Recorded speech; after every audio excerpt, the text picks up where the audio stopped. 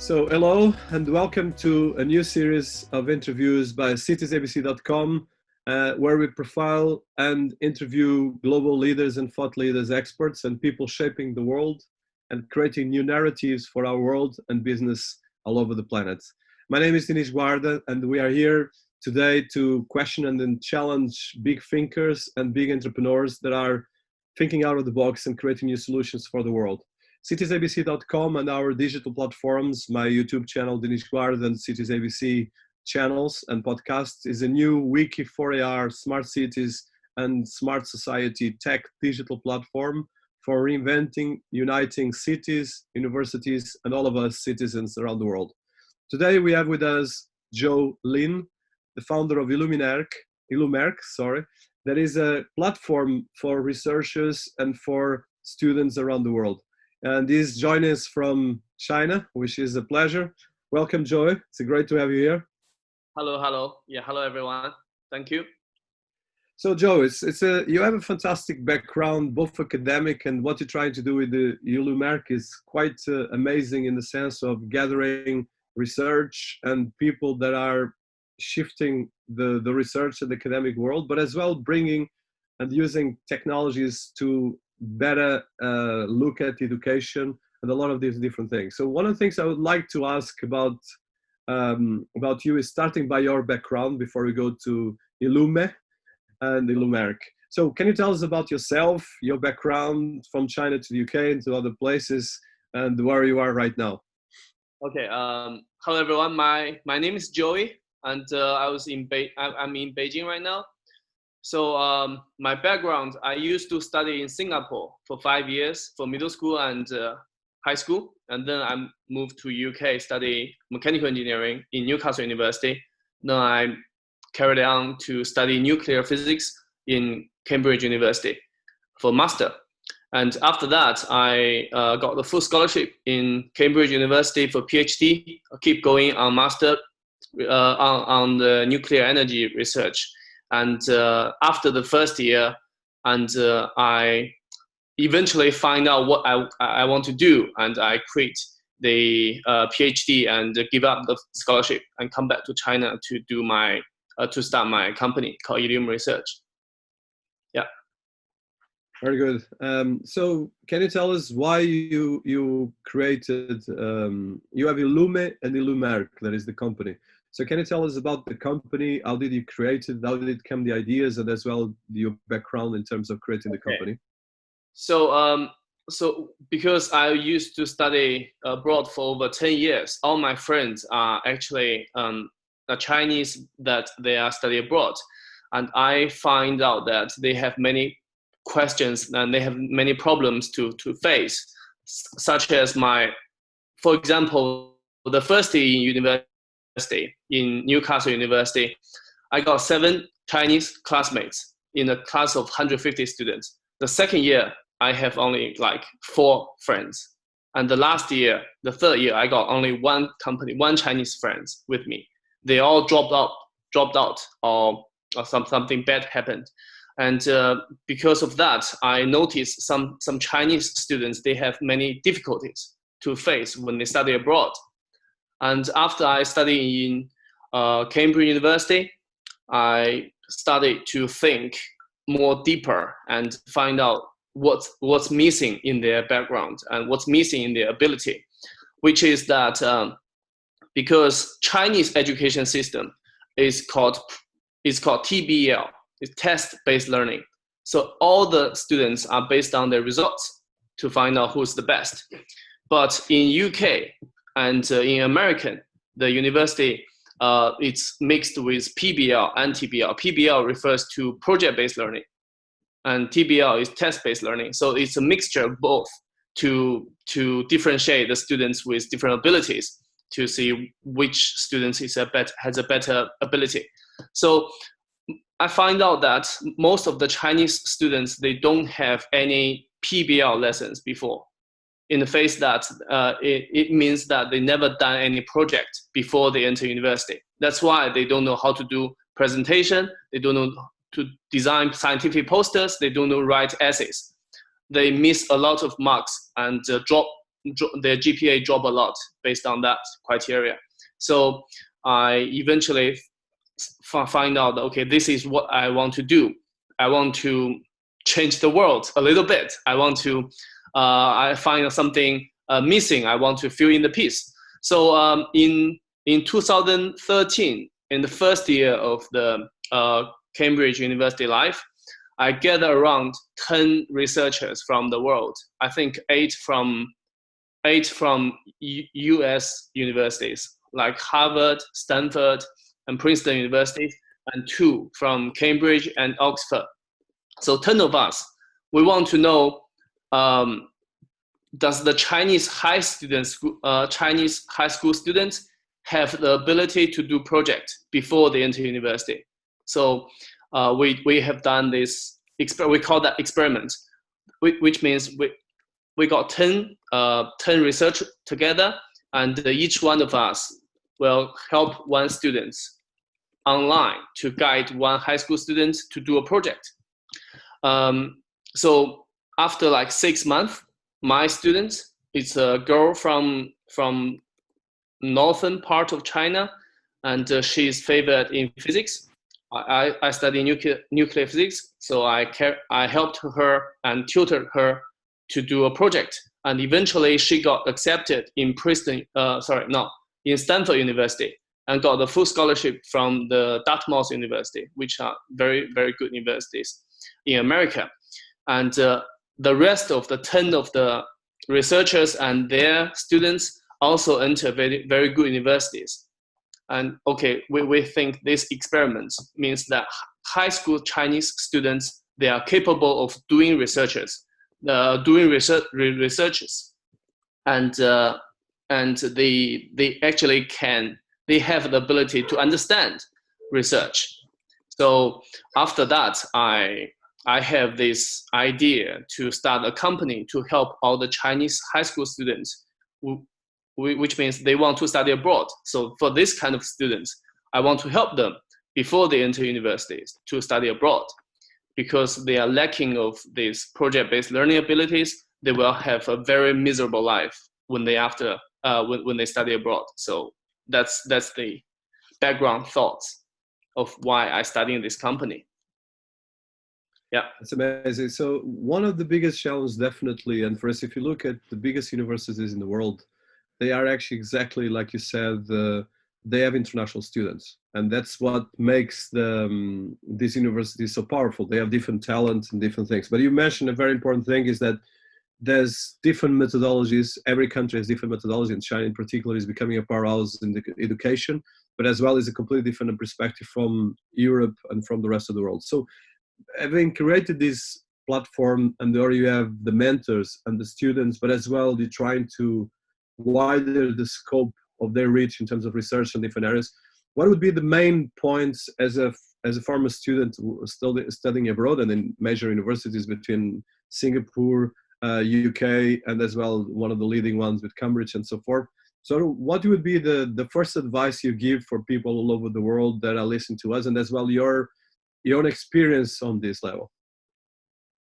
Okay, so I didn't get the internet is a little bit lag. So your question is? So the question is, in terms of the major difference that we saw between the different education systems, how do you see that part? Because you have people all over the world right now, and you have as well students coming from China. So what would be the main difficulties that you found so far on these different ways of studying, and as well on the way of adapting? Okay, so the hardest part for in the first 3 years of studying the company, I have faced the most difficult part is the Chinese parents, because the students want to study this, but the parents don't understand why the students have to study this, to do research. Because usually when we mention the word research, we refer to university, PhD and research scientist, but we don't see high school students or even middle school students to do actual research. So it's a misconcept. This is the hardest part. Most of the students, their parents don't support them to do this. And most of the Chinese high school principals, they don't understand why their kids need to do research. So gradually after these years, we keep like we have find some pioneers, principals. They do understand what is the important PBL, what is the abilities developed through projects. So they want to give a try. So actually, the first few years is a very hard, very hard for the company. So after, but we keep going and we survived. So after, like for example, Chinese best high school is called Renda Fuzhong. It's I don't know the translation, but it's a best high school, and the principal actually invite me to become their teacher. A teacher to give them a PBL lesson for the whole semester. And after the whole semester, each student in my class, there are like 25 students in the class. Each one of them, they have different interests, right? Like people like physics, people like mathematics, people like economics, and we managed to guide, to teach each of the students to develop their own project. So after the one semester, each of the Chinese high school students, they conduct a presentation. They have write their essay and to do a presentation with the posters in the school. So it's a very big show, and it's a very big success for the school to try something new. And after that, there are like we are helping like 300 plus high schools in China to develop the kids' abilities, because for after these years, we have done all the teaching materials, the teaching syllabus, and different modules. So it's a very well developed package for the school, and also teacher training. So each of the school want to have this kind of curriculum. It's not as hard as before, because the company Illume Research have helped the school have built up the system for these years. That's quite impressive. So one question on that. So you are at the moment, most of your students are coming from China, and then your network of mentors is all over the world. How do you coordinate these two different things on this part? Because it's a very important thing, and the mentoring is becoming more and more important for education. Yes. Because I actually copied the style I used to study. I used to do in Cambridge, because at that time 10 of us are from USA and UK, but the students are in China. So I believe that only the best researchers and not the best, okay, the very good and well educated the mind can help the students, not only by academic, but also spiritually, and also to broaden their world when they are like 16 or 15. So, and also research, usually we can, because the customer or the students we face usually are the students who want to study abroad in the future. So English is very important for them. And also research, the project in English is I think is much more useful than in Chinese, because they're gonna face that in sooner or later in the future. And they also need to know how to write essays in English. So English is the common tool we choose to help the students to develop. And also I have the connections in Cambridge, and also I used to join an organization called Ivy League, something I can't remember. And they have many Chinese and even foreign, even native speaker, English native speaker, postgraduates and PhD students in USA and in UK. And also they want to, actually they need some part-time job as well. So we offer them like part-time jobs to guide the students to do projects online, and also follow our own syllabus, teaching syllabus. So that's how we manage to reach so many researchers. So at the moment, so let's say more or less how much mentors and students have you been passing through your platform since 2013, more or less, since you started? Do you have Okay. some data? Yeah, so the students is more than 20,000 in China, and researchers not that much. Is around right now is around 700. No, that's very interesting. And how do you see the growth of the platform? Because this is very important. And I think, for instance, if you look at the biggest universities in the world are all dependent of international students. And China, of course, is one of the biggest forces of education in the world. For instance, most of the universities, for instance, in the UK, are dependent of Chinese students, and as well in the US and so forth. So from your experience in the last 7 years, what would be the highlights that you would pick for both the universities that wanted to receive students, and as well from your experience in China and for the students that you're still getting to the platform? So sorry, your first question is, I get the second. The first question is, so what would be the advice, and as well probably some of the notes you would put for universities here or all over the world that are looking to receive Chinese students? Because I think this is something that I think your platform can become as well a very interesting platform to create awareness for these universities to get and recept better these students. And I think working with platforms like yours might be very interesting.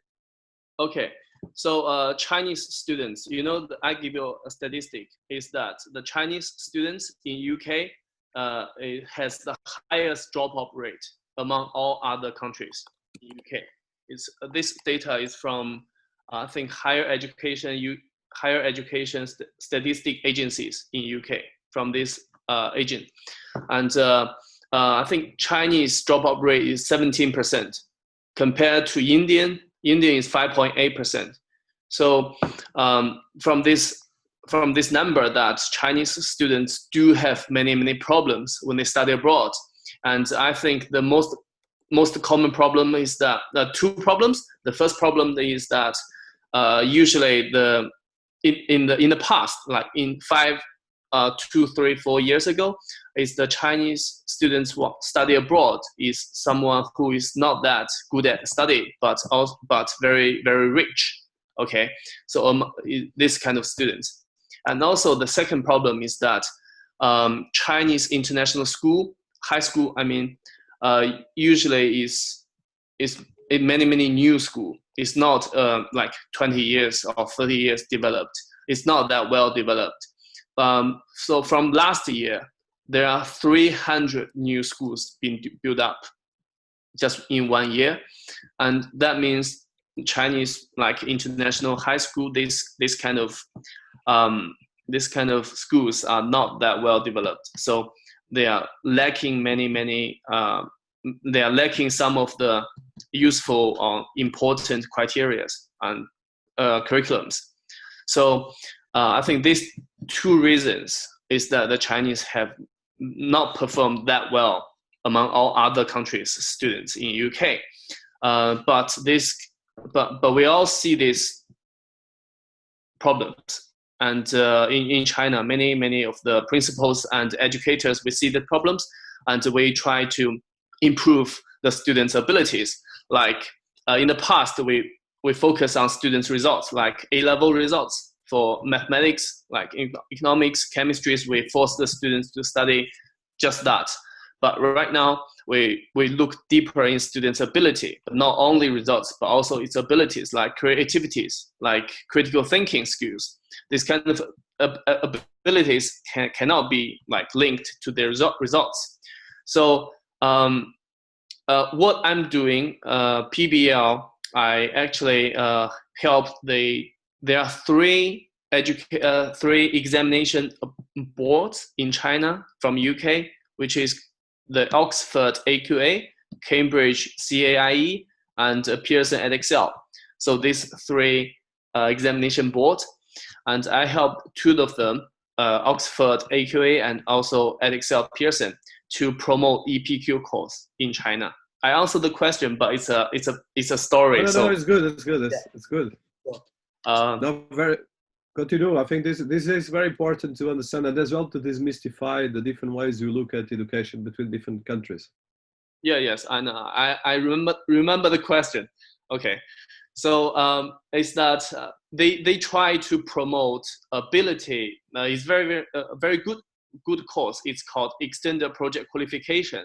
It's very, very popular in UK. There are 4,500 high schools provide this course. There are like 40,000 students in UK to study EPQ every year. But in China, there are like zero. Okay, it's like almost zero students to do this course, because Extended Project Qualification, EPQ, is a course which is purely PBL, purely project-based learning. It's like students must choose a topic or project that favors to its interest, and to finish the project and write 5,000 words essay and 10 minutes presentation, and also production log to write down the process. So these three things is the total evaluation criteria for the EPQ. And there is no Chinese students participate in this course. But I think this course developed Chinese students, their ability is very, very important.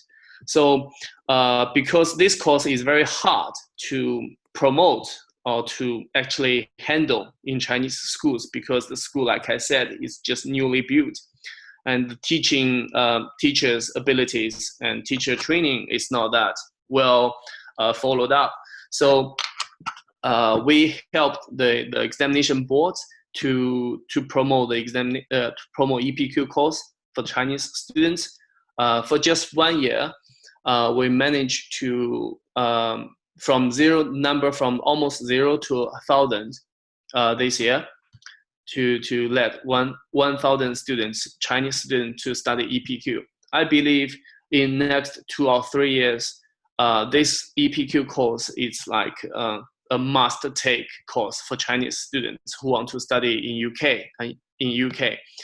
And so after the students to develop their abilities from this course, like they developed how to write essay, how to do presentation, how to find useful resource online, and blah blah blah. So these kind of abilities are more important, and eventually will drop the Chinese dropout rate. I believe it's a shame. And so in another, your question is that the university, suggestions for the university to consider Chinese students, like how to differentiate the Chinese students' ability and to predict their study performance in the university. So is that my suggestion is that I think the study ability for Chinese students are okay. Okay, so we are able to handle the examinations. We are able to handle the examinations very well, I think. But what's missing is that the creativity, the teamwork, the critical thinking, which can be developed through EPQ in the future. So these suggestions or these opinions is from my own experience, because I studied in UK for more than 5 years. So I think the university need to put more focus on the students, not only their results, their academic results, but also their personal statements, like what they did after, beyond the study time, and to put more focus on EPQ course, I think. Because EPQ is like putting the missing puzzle in the student's ability. Okay. And after that, so I also have a cooperation with the Warwick University right now. Is that we try to gather many students, very good Chinese high school students, and also they study EPQ. So I will let the Warwick University, their admission board officer, to interview this kind of students before these kind of students actually apply university. So that means they can pick the one who's already very good, and they can it's more active. It's more active to choose the students. No, very Sorry. good, and that is very interesting. So one of the things that I would like to ask you is, how do you see e-learning? Because you are doing e-learning for 7 years now, and e-learning is still in the beginning, and especially right now with COVID-19, e-learning became more important than ever. So what's your experience with e-learning, probably, and where you started, and as well, how do you see it now? Okay. So from this virus, the virus change a lot of things.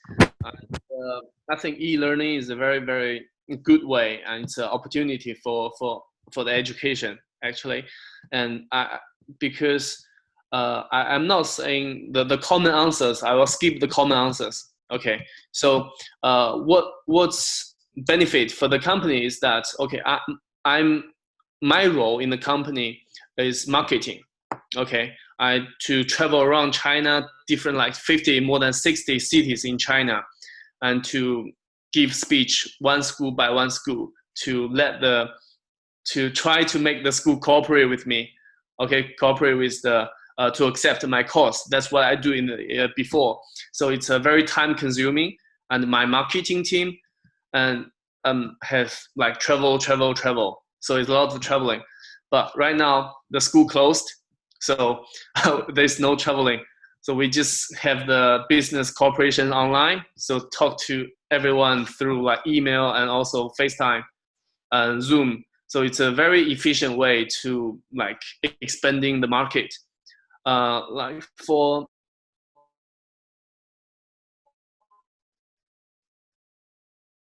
just for 2 months, that is like project-based learning for for the students to not going abroad. Okay, to study in China for the university examinations. For this kind of schools, in the past we don't actually have connections with these kind of schools, but in last 2 months, because of the virus, we've been able to reach like 357 schools. This we call normal schools in China.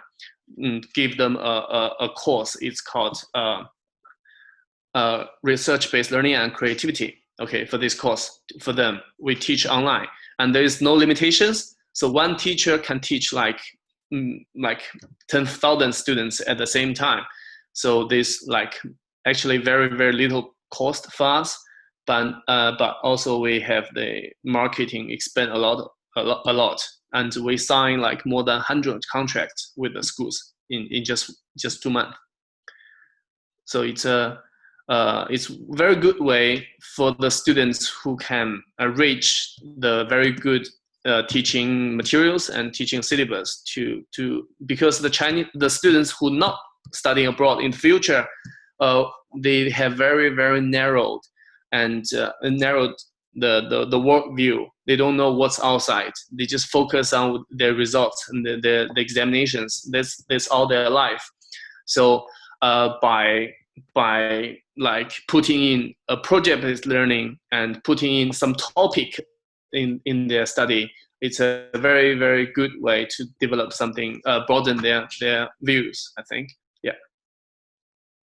Very good. So that's well done. I think you're growing quite well. So I think it's one of the last questions I would like to focus on, and I think it's so in terms of your platform. So what tools have you been using? Because EdTech is becoming bigger and bigger, but the challenge is normally how you look at EdTech and e-learning, which is one thing is e-learning. EdTech is a lot of different tools. So are you seeing more and more from your experience taking this in a different level? How are you going to do that? So just for me to understand. Okay. In the past, we use Zoom because we just use Zoom. One side is the students, one side is the mentor. And after so many years, we from this year actually we build up our IT system team. We trying to develop our own technology. The system is that we've been finding that to do a project or to do a topic is very standardized modules. So one topic can be differentiated into like 6 to 7 parts, and each parts can be even differentiated into different parts, like to find out a very good topic. Okay, So this is the first part, to find out a good question. Ask a good question is very, very important. So by asking a good question, students need to do like 1 to 6 steps to find out a good question. So we put all these kind of standardized, we call that formula, or formalized I don't know how to say that. We put on one system, so the students and the teachers are easier to do. So is that students can log in and to write everything online, and we have structures and instructions for them to step by step.